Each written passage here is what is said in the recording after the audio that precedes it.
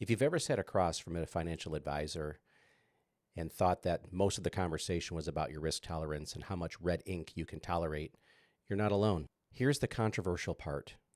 I don't think risk tolerance is necessarily the real problem, but it is a symptom. The real problem is the math, your shortfall. If you don't diagnose the shortfall first, you can end up making emotional decisions that feel safe, but quietly run you out of money. And today, we're going to get into just that.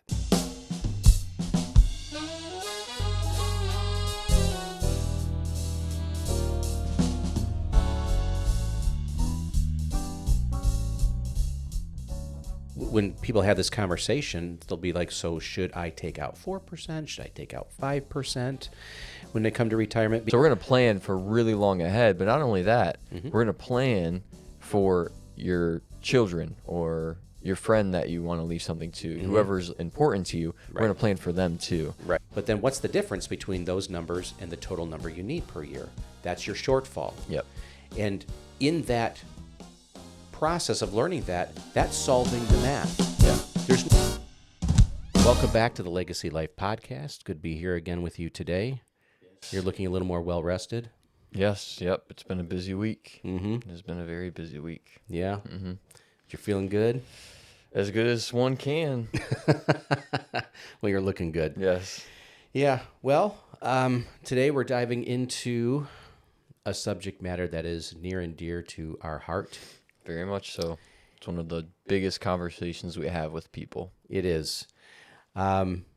We sit with a lot of families and a lot of single people of all different shapes, sizes, ages, and the conversation always comes to this point. At some point in the conversation, we end up talking about this subject. And it's about this, I guess, this messaging that we constantly hear about. I even heard about it. I can remember when I was a younger man and I had my first job as a youth pastor, and they had a retirement plan for us there. And so I come into the office and the HR person's like, okay, well, today we have, I forget the name of the firm, but they had some of their representatives there, and they were going to talk with us about the simple IRA or 401k plan that they had set up. And I remember that they had this folder.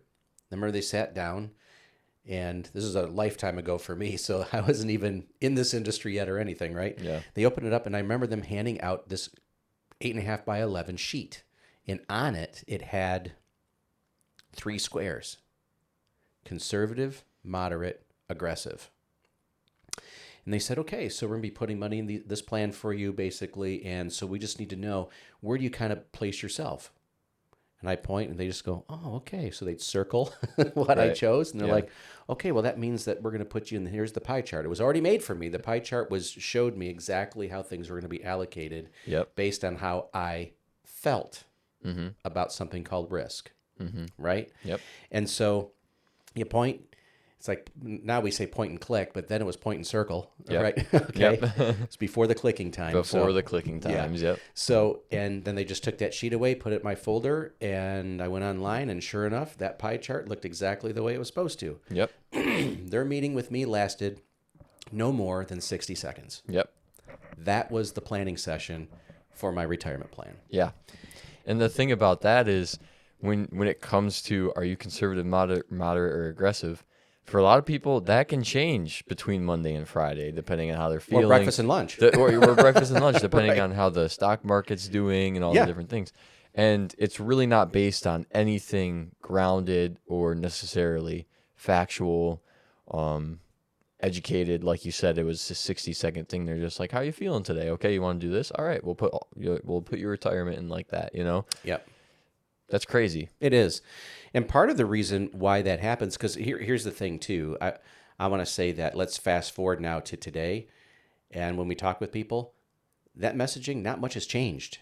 No. When it comes to that, we hear that all the time. Well, I'm more conservative on this, because that has just been sown culturally into our mindset of how we should approach this subject of planning. And like you said, risk, that can shift. I'm having a great day, so I I feel pretty good. You heard a bad news cycle, so now I'm conservative suddenly in my investment. I want to change everything. And the studies out there prove that this is true, that people are making changes to their portfolios based on the mood of markets all the time. And it is really, it is affecting their returns. It's affecting the performance. It's kind of like the idea that you plant a tree and you keep uprooting it and keep replanting it. Eventually that root system, doesn't get healthy and strong and mature, right? Exactly. Yeah. So, when people have this conversation, they'll be like, so should I take out 4%? Should I take out 5% when they come to retirement? Because they're used to the percentages and, I want to make sure it's all safely invested. And then can I just take 4 or 5%? Or can I just sell shares when I need income? Yep. Right? So that is like the risk first frame that they put around the planning process, which I think has really hampered the process because, it's kind of like, well, I'll share an example first, and I'll give kind of like an analogy here, but it's like the 80-year-old woman who maybe comes in and says, hey, I need, excuse me, X amount of dollars per year to live. Like I'm looking for income. I got my Social Security, but I'm short, some money. I need some extra income. But my risk tolerance, I'm very conservative. I want something safe. Okay. So the problem though is that when you start getting into the math of the situation, sometimes you might find out, yeah, but she needs 7% return in order to make what she's saying she needs, but she wants to invest safely. So then the question becomes, well, where am I going to invest safely and make 7%? Right. Right. And so not very likely. Right. So then what the industry says is, well, the risk tolerance is conservative, so we're going to have to be safe with the money. And so what we're in fact going to effectively telling the client is we're going to help you safely run out of money. Yeah. Right? Because you're not going to get the 7, but No. you're going to be safe. Right. They're going to say you have to match the risk tolerance and you're going to help her run out of money safely. Well, here's the deal. She wants to conservatively invest and be safe in this situation. Why? Because she's afraid of what they would consider high risk or these other risky investments, however people define what that means. Right. Right. So that's equivalent to saying, like, if you went to the doctor and you said, hey, I think there's something wrong and I'm really afraid that there might be something wrong. And he says, okay, well, here, take this. This will help you with the fear. Right. And then you leave and you still get sick and it doesn't go well for you. Right. But they treated the fear, right? That's in essence what we're really doing here. We're treating a symptom of the problem, but we're not diagnosing the real issue and coming up with a solution for the real problem. And that's the thing is it's so commonly found that people are treating people's retirements, so like financial advisors, like it's the common framework to treat them before they actually diagnose what's really going on, right? And like a lot of the time, like you mentioned, like selling shares to get income. That's like the whole paradigm too. Is I have this amount of money, and then I'll just start taking it out, Right. And eventually that dwindles down, Right. And there are ways to make income from your investments without having to sell your shares. Exactly. And we can get into that a little bit too, is that, with that selling of shares, because like the idea is, well, I've been saving and growing money. Right. So now it's time to start taking money out and I got to know what percentage can I take. And I'm still hoping that there's a growth happening that supersedes the amount I'm taking so that I don't run out, because that's the fear, right? Right. But the assumption is that sequence of I take out this percentage, I make this percentage, and I won't run out of money. That's kind of already sown like the expectation or the assumption that that's how you do it. And without even talking about, are there other ways to do it better, more efficiently, right? Yeah. So in this question, you mentioned it when we did our seminar earlier this week. Yeah. Where the income shortfall is the crux of a retirement plan. Yeah. Because you're going from making income from your job, and sure, you might have Social Security and a pension, let's say, for your retirement. But when it comes to retirement, you were talking about how retirement now is what's the average, like 20 years or something? Oh, for the length of time in For retirement? the length of time. 20 to in 30 retirement. years, yeah. 20 to 30 years, which longevity risk increases. It's like the multiplier of all the other risks, right? Right. And so when it comes to your retirement, this income shortfall is really important. Yep.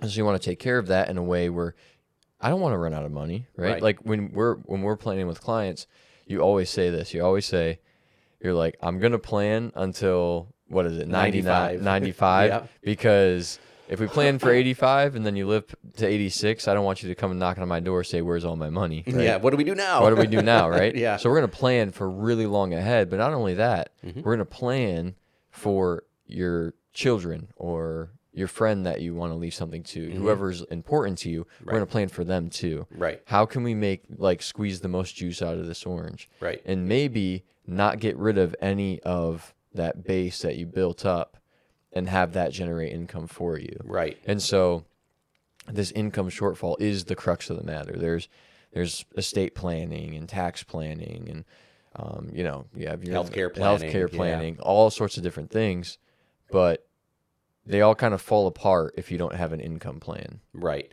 So let's real quick too. Let's just diagnose for people, like, what do you mean by income shortfall? So basically what that means is that, so when you take a look at a plan and you say, okay, I've got this coming in for Social Security, and maybe they have a pension too, like you mentioned, and so that adds up to a certain amount. But you've got to decide up front, like, what is your lifestyle number? Right. What is the income amount per year? Right. So I want to live on $70,000 a year. Okay, we'll go with that number. Right. Or if, during my working years, I was, making $100,000, 15,000 of it was going into savings, so I was living on 85. So let's say it's $100,000. That's your personal lifestyle goal, adjusted for inflation. Going forward through all the years, that's going to total up and create a total amount of income that's got to be generated. Right. Okay? Which over retirement, depending on when you want to retire, could be a lot of money. It's millions of dollars. Right. Yeah. Of total income. That's an important number to know, because then you're going to say, well, how much of that is going to be covered by Social Security? Exactly. How much of that's going to be covered by that pension or rental incomes or whatever income streams you have that are fixed already? That's your base. But then what's the difference between those numbers and the total number you need per year? That's your shortfall. Yep.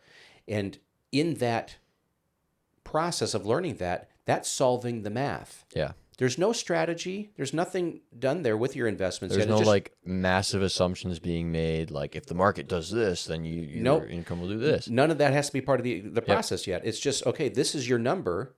You got to know the math of what your number is that you have to achieve, your yield, we call it, in order to be able to make up that shortfall.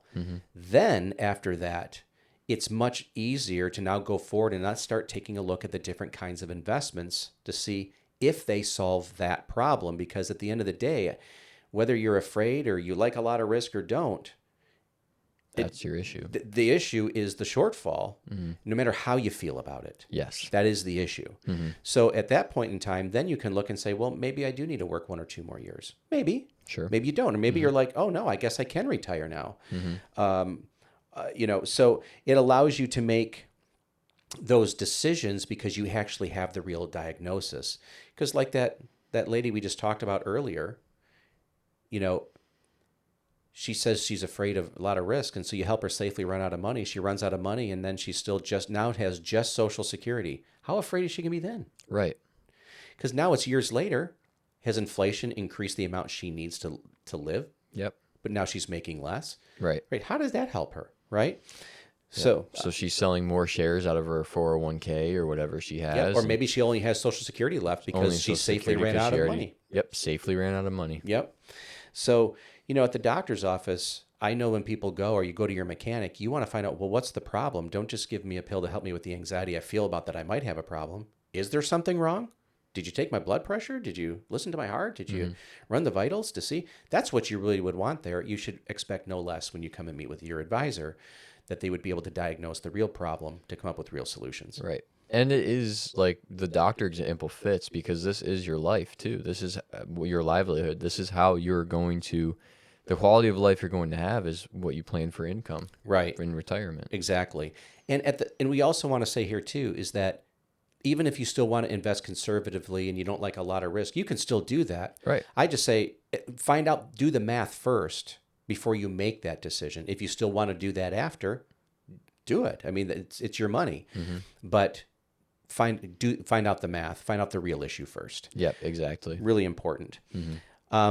Now, on the flip side, like you were alluding to earlier, one of the neat things that can happen in planning too is that when you use certain types of investments, maybe like, well, we'll talk about dividends, our pride and joy. We love dividend investing.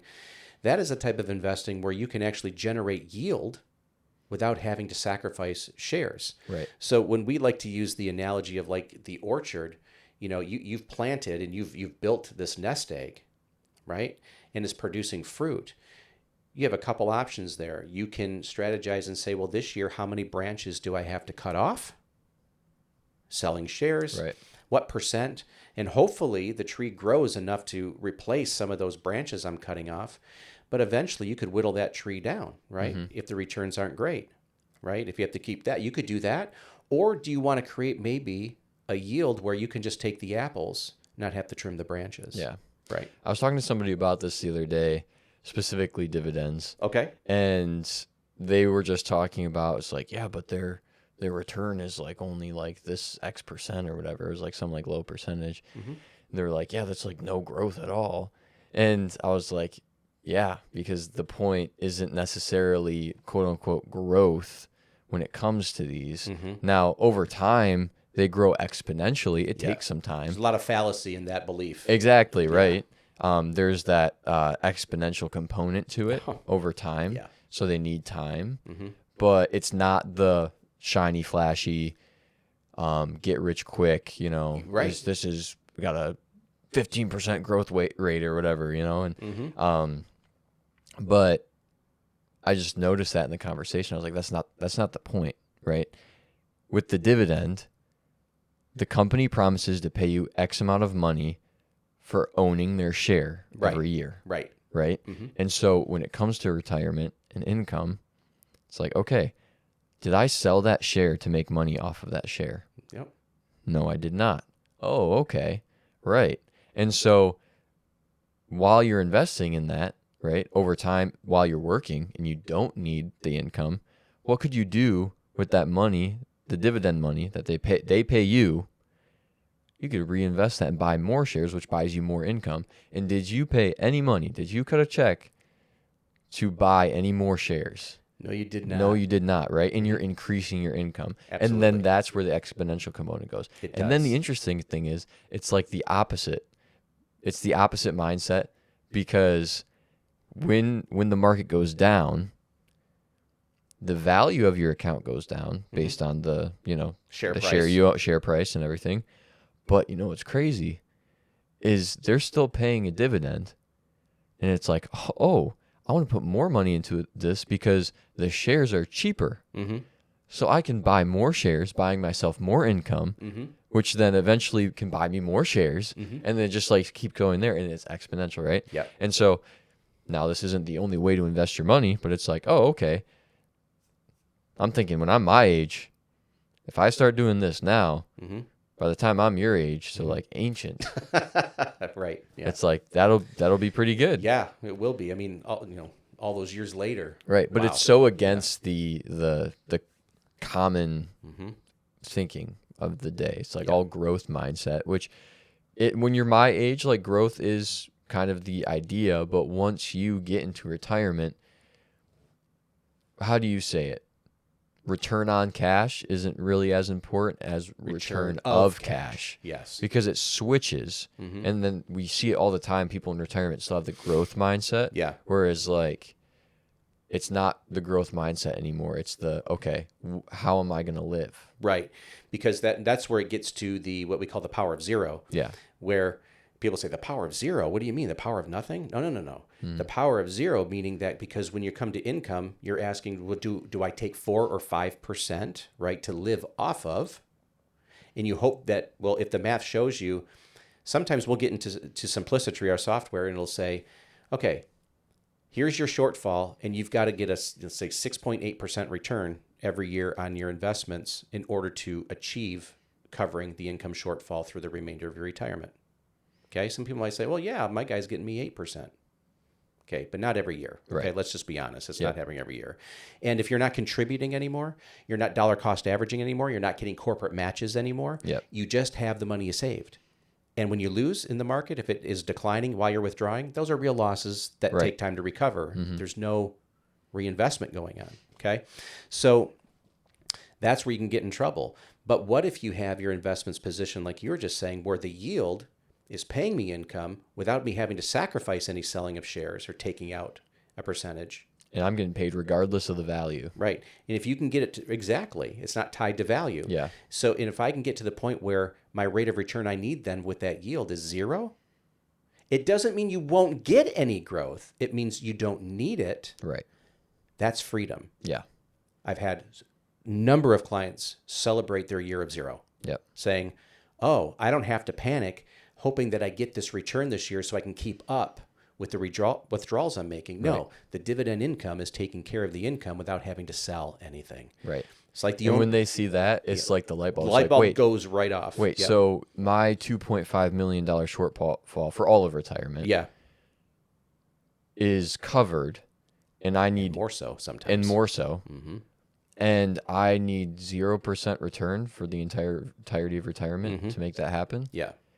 Oh, and then they're like, whoa. Yeah. So if you do get returns, which you will, Right.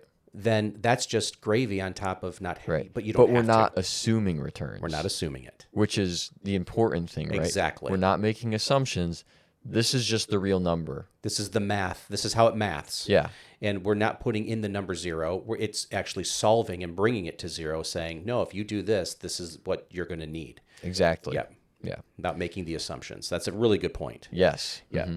And so, yeah, people say those yields are small. Don't be deceived and get called into yield swirly. Yes. Because when it compounds on itself, those payouts on your net deposits get really large if you let the math do its work. I mean, talk to Warren Buffett. Yep. Okay. People who accuse him of not knowing what he's doing. Right. He has been reinvesting dividends for a long time, and just look up his Coke position and how much income he's going to make this year. Right. Just on Coca-Cola. Wasn't it alone. like 800 million or It's something like that? last year was like 600 Wow. million. Come on, Caleb. You're a couple hundred million off here. Sorry. Yeah.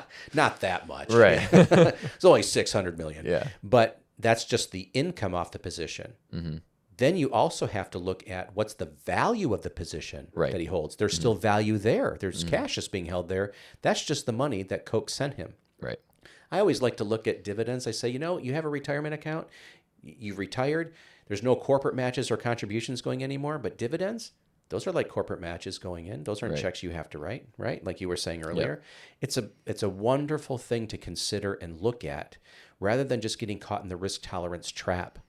Don't treat symptoms. Let's look at the math and see how you can actually plan long term. Right. Yeah. And in the same conversation I had with this person, Yeah. I had mentioned Warren Buffett, and their thought was, because we talked about how much money he's making or whatever. He's like, well, yeah, he's a successful business guy. Like, all the money he put into it, he has so much because he like bought and sold businesses, and then he like had Berkshire Hathaway or whatever. Yeah, and how did you know how to do that? Right, exactly. But Yeah. I said it's like the principle is the same though. It's like I'm not going to have $600 million Coke position. That's fine, but the principle is the same. Right. Yeah. Exactly right. We're just applying the same choices and principles that he applied to investing. Right. And if you get to the brass tacks of Warren Buffett, simple businesses he understood. Yep. He bought Coke, ice cream, chocolate. Okay. Like he wasn't like trying to go out there and find the most complicated businesses. He passed on more businesses than he actually bought. Yep. Because he didn't understand them. Or they weren't going to be profitable. He found things that were simple to understand. So, and that's the point. people think you can't be Warren Buffett. Well, by his own teaching, he's like, no, you can if you're willing just to learn some simple things. And Charlie Munger would even say, here's our list of principles that we apply when we're studying when we're making a choice on a investment. And they're like, man, you should teach a college course on this. And he says, well, after the first class, I wouldn't know what to do for the remainder of the semester because we could get it all done in one session, teaching you the simple things we do. Yep. So don't get lost in the lie that you can't understand this stuff. It's too complicated. That's Wall Street. Right. It doesn't have to be complicated. They sell complexity. Yeah. Yeah. So like Paul always says it like this. Like he wants the person he's meeting with to be able to do it without him. Yeah. Right. Like he wants to make it so transparent and so simple. It's like, you could do this without me. Mm-hmm. Right? Mm-hmm. And that is not complexity. Right. Exactly right. Shares, income being reinvested makes more. Yep. Yep. And so and we can get into because I know there's going to be lots of questions about, well, what do you choose and who do you invest in and all that. That's a whole nother episode. Yep. But there's a lot of companies with a long culture and history of being dividend payers. Yep. And it's a great thing. So we hope you enjoyed this episode, and we're glad to have you watching each week. If you haven't subscribed, please hit that subscribe button and the notification bell. You'll get a new episode every Monday. In the show notes, you'll also see a link to our calendar if you want to set up a free 30-minute consultation, talk about your situation. But until next time, stop solving for risk and solve for the math. And until then, we'll talk to you next time.